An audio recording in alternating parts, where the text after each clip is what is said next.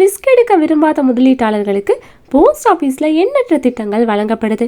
இந்த திட்டங்கள் எல்லாமே அரசாங்கத்தால் வழங்கப்படுறதால பாதுகாப்பானதாகவும் அதே சமயத்தில் நிலையான வருமானத்தை வழங்குறதாகவும் இருக்குது.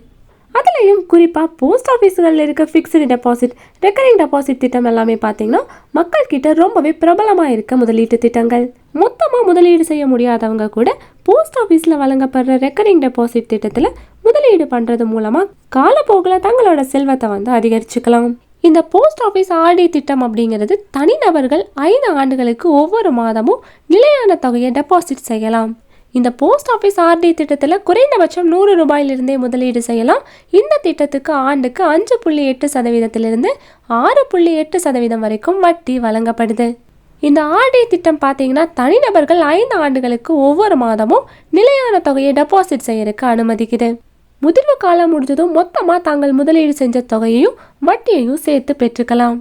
இந்த போஸ்ட் ஆஃபீஸ் சேமிப்பு திட்டங்களுக்கான வட்டி விகிதம் பார்த்தீங்கன்னா அரசாங்கம் காலாண்டுக்கு ஒரு முறை மாற்றி அமைக்கும். இந்த போஸ்ட் ஆஃபீஸ் ஆர்டி திட்டத்தோட முதிர்வு காலம் 5 ஆண்டுகள்.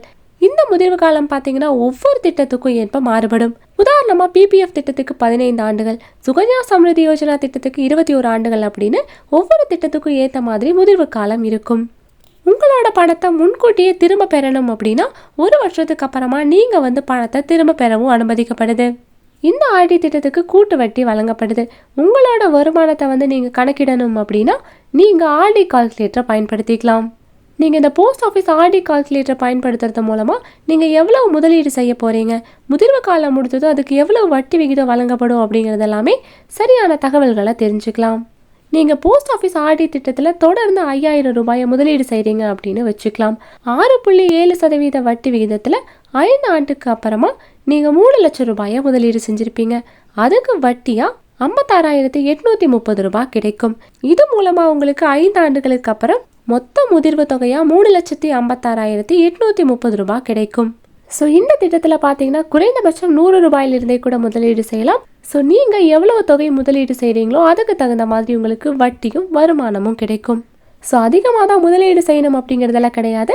உங்களோட முதலீட்டு விருப்பத்துக்கு ஏற்ற மாதிரி நீங்கள் முதலீடு செஞ்சு உங்களோட செல்வத்தை வளர்க்கலாம். ஸோ இந்த வீடியோ உங்களுக்கு ரொம்பவே யூஸ்ஃபுல்லாக இருக்கும் நம்புறோம். இதே போல் மணி ரிலேட்டட் வீடியோஸ்க்கு இந்த வீடியோக்கு ஒரு லைக் பண்ணிவிட்டு நம்ம சேனலையும் சப்ஸ்கிரைப் பண்ணிடுங்க.